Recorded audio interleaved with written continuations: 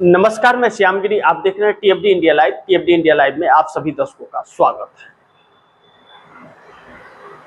बिहार से राजनीति जो गर्म हुई है, बिहार उपचुनाव बांकीपुर सीट जो नितिन नवीन भारतीय जनता पार्टी के राष्ट्रीय अध्यक्ष की सीट थी, बांकीपुर से प्रशांत किशोर की जीत ने भारतीय जनता पार्टी और एनडीए गठबंधन को झकझोर कर रख दिया। बांकीपुर सीट हारना सिर्फ हार नहीं, वह सत्ता गंवाने के बराबर हो गया, क्योंकि 30 सालों से भारतीय जनता पार्टी के पास वह सीट थी। कहा जाता था कि बांकीपुर भाजपा का गढ़ है, हर जगह से भाजपा हार सकती है, वहां से नहीं हार सकती। और जयशंकर प्रसाद ने तो यहां तक कह दिया कि रविशंकर प्रसाद ने तो यहां तक कह दिया कि कुत्ता बिल्ली को भी खड़ा कर देंगे तो जीत जाएगी। लेकिन वहां तो बड़े बड़े दिग्गज खड़े होकर के हरवा दिए सीट। अब 20,000 वोटों के अंतराल से प्रशांत किशोर की जीत ने इस तरफ इशारा कर दिया कि भाजपा के युग का अंत आ गया है और एनडीए गठबंधन ने अगर अब भी वक्त रहते नहीं संभला तो पतन हो जाएगा। सम्राट चौधरी की सरकार अब घंघोर संकट में फंस गई है। सीएम की कुर्सी रहेगी या चली जाएगी, आने वाला वक्त बताएगा।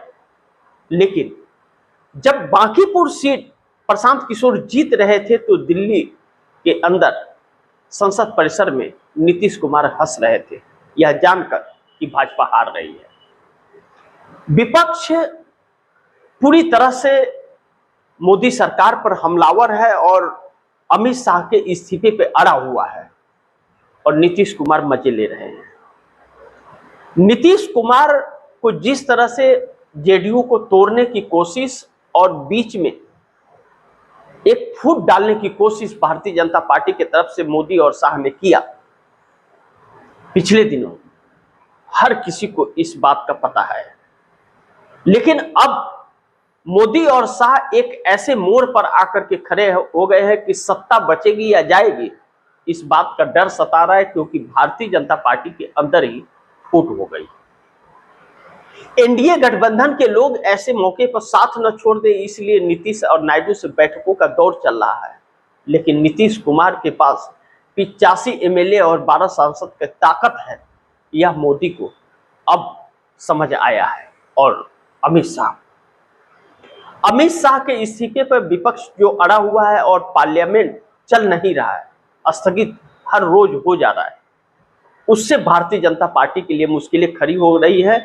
और जो प्रेशर पड़ रहा है मोदी पर, कहीं ऐसा ना हो कि मोदी अमित शाह के इस्तीफे पर फैसला ले ले, क्योंकि अगर उन्हें सरकार बचानी है तो अमित शाह को भी बलि चढ़ानी पड़ेगी। लेकिन अमित शाह वह वजीर है कि अमित शाह का इस्तीफा हो गया तो भारतीय जनता पार्टी की सरकार की रीढ़ की हड्डी टूट जाएगी। लेकिन नीतीश नायडू ने भी अगर साथ मोदी का नहीं दिया तो सरकार गिर जाएगी, इस बात का अंदाज तो हो चुका है। अब नीतीश के साथ जो बड़ी बैठक हुई उसमें संजय झा और ललन सिंह भी शामिल थे, लेकिन वहां अमित शाह नहीं थे। मोदी के साथ यह बैठक हुई और कहा जा रहा है कि सिर्फ बांकीपुर सीट की हार ही नहीं, सरकार बहुत बड़ी मुश्किल में आ गई है, इसलिए नीतीश का सहारा चाहिए। नीतीश कहीं इधर उधर ना हो जाए, मन डोले डोले ना हो जाए। लेकिन नीतीश कुमार का तो मन डोल गया है। इस पर कोई टिप्पणी तो अभी तक नीतीश की नहीं आई है, लेकिन नीतीश के चेहरे इस बात की गवाही दे रहे कि अब वह मोदी सरकार के साथ ज्यादा दिन नहीं है। अब वह बहुत जल्द समर्थन भी वापस ले सकते हैं। हवा के रूप को पहचान रहे हैं और हवा भाजपा के खिलाफ जा रही है।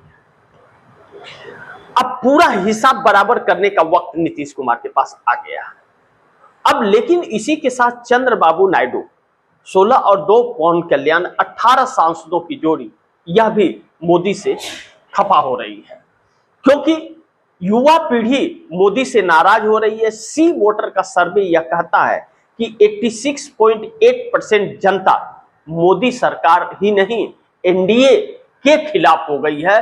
और यह चीज बांकीपुर बिहार की सीट में और दतिया मध्य प्रदेश की सीट में साफ देखने को मिला। ऐसे में नीतीश कुमार को तोड़ने की कोशिश भी कर रही थी भाजपा, मजबूत थी तो, और डिप्टी पीएम बनाने की बात जो कही थी उससे भी वादा खिलाफी कर ली। तो अब नीतीश शायद कुछ समझौता करने की मूड में नहीं है, और ना ही चंद्रबाबू नायडू। जब संजय झा अपने इंडियन एक्सप्रेस के दिए लेख में यह लिखते हैं कि नीतीश कुमार कांग्रेस के वजह से इंडिया गठबंधन से बाहर नहीं आए थे, ममता और केजरीवाल की वजह से आए थे, और कांग्रेस के साथ तो हमारे रिश्ते बहुत अच्छे हैं, तो भारतीय जनता पार्टी सरकार को एक झटके से कम नहीं है।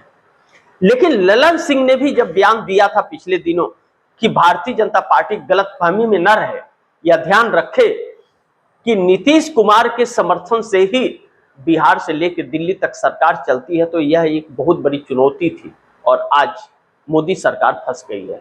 हालांकि नीतीश कुमार को जिस तरह से सीएम की कुर्सी से हटाया गया, बिहार की जनता आक्रोशित है, क्योंकि सम्राट चौधरी से खुश नहीं है और 70 एमएलए नीतीश कुमार के वह सम्राट चौधरी के विरोध में खड़े हो गए। ऐसे में मोदी सरकार के लिए संकट यह आ गया कि 85 एमएलए 12 सांसद जब नीतीश कुमार के बस में हैं, तो मोदी सरकार डमाडोल हो रही है। लेकिन चंद्रबाबू नायडू 18 सांसदों के साथ कब समर्थन वापस ले लेंगे, इसका भी अंदाज मोदी नहीं लगा पाएंगे। संसद के अंदर भाग रहे हैं, इनका ग्राफ गिर रहा है। चर्चा इस बात की है कि नीतीश नायडू ने चेतावनी दी है मोदी को कि आप यह साजिशें करना बंद कर दीजिए और छात्रों से संवाद कीजिए, उनकी मांगों पर अमल कीजिए, और ऐसा अगर नरेंद्र मोदी अमल करते हैं तो छात्रों पर लगे सारे केस को वापस लेना पड़ेगा और सभी छात्रों को छोड़ना पड़ेगा, इंक्वायरी बंद करनी पड़ेगी, अमित शाह का इस्तीफा लेना पड़ेगा और मोदी को माफी मांगना पड़ेगा, और नहीं करते हैं तो सरकार गिर जाएगी। ऐसे में भारतीय जनता पार्टी के अंदर के 240 सांसदों में भी बंटवारा हो गया है और उसमें एक बड़ी फूट पड़ती हुई नजर आ रही है, जो मोदी को बार बार चिंतित कर रही है। अब उसमें जो परिस्थितियां बन रही है कि उसमें कहा जा रहा है 150 तकरीबन 240 में 150 सांसद वह मोदी के पक्ष में नहीं है, वह अब मोदी से विमुख हो चुके हैं, मोदी को हटाना चाहते हैं। भारतीय जनता पार्टी के सांसदों के बच्चे भी इस छात्र आंदोलन में शामिल थे, जिस पर बर्बरता मोदी सरकार ने की थी, और वह आक्रोशित है, मोदी के साथ खड़े नहीं है। ऐसे में एक बड़ी बगावत जन्म ले रही है भारतीय जनता पार्टी के अंदर, और यह बगावत मोदी सरकार के लिए बहुत भारी पड़ सकती है, यह मोदी को ही पता है। ऐसे में आरएसएस भी चिंतित है और मोदी सरकार भी चिंतित है कि अगर सांसद इस तरह से बागी हो जाएंगे तो फिर सरकार बचना मुश्किल है, और सरकार अगर चली गई तो मोदी का लिए बहुत बड़ा संकट यह आ जाएगा कि जेल के सलाखों के पीछे जाएंगे। अमित शाह का इस्तीफा हुआ तो संकट आ जाएगा, अमित शाह बड़े संकट में पड़ जाएंगे। अब मोदी और शाह के बीच भी टकराव हो गया है। आरएसएस इस बात से चिंतित है कि अगर सरकार चली गई तो आरएसएस का सारा पोल पट्टी खुल चुका है, इंक्वायरी अगर हुई तो आरएसएस बहुत बुरी तरह से फंस जाएगा। इसलिए मोहन भागवत राहुल गांधी के नक्शे कदम पर चल रहे हैं या ढोंग कर रहे हैं, यह तो आने वाला वक्त बताएगा। 8 अगस्त को राहुल गांधी का सम्मेलन और संवाद छात्रों के साथ इलाहाबाद में होने वाला है, उसके बाद पटना में और फिर दिल्ली में। उससे पहले आरएसएस के प्रमुख मोहन भागवत छात्रों के साथ संवाद करना चाहते हैं, यानी कि नकली छात्र बना करके बैठा करके, लेकिन राहुल गांधी की सभा में तो असली छात्र आएंगे। अब इस बात को लेकर के चिंतित हैं। अब भ्रम मोदी सरकार का टूट चुका है और चंद्रबाबू नायडू और नीतीश कुमार जिस तरह से मोदी सरकार को आईना दिखा रहे हैं और चेतावनियां दी गई हैं, उससे यह लगता है कि नीतीश नायडू कभी भी हवा का रूप को देख करके समर्थन वापस ले सकते हैं। ऐसे में इंडिया गठबंधन के 214 सांसद मिल करके मोदी सरकार पर भारी पड़ रहे हैं। लगता है मोदी का युग समाप्त होने वाला है, क्योंकि सरकार डगमगा रही है और पीएमओ में हो रही बैठक का कोई भी नतीजा निकल नहीं रहा है, तो सरकार की उल्टी गिनती शुरू हो चुकी है। बाकी आप दर्शक क्या सोचते हैं, आप दर्शकों की क्या राय है, क्या सुझाव है, कमेंट बॉक्स में जरूर दीजिएगा। इस खबर को ज्यादा से ज्यादा शेयर कीजिए, अपने दोस्तों को भी कहिएगा आगे शेयर करें, और आपने अगर टीएफडी इंडिया लाइव को सब्सक्राइब नहीं किया तो सब्सक्राइब कर लीजिए, अपने दोस्तों को भी कहिएगा सब्सक्राइब करें। मिलते हैं अगली खबर के साथ, तब तक के लिए नमस्कार।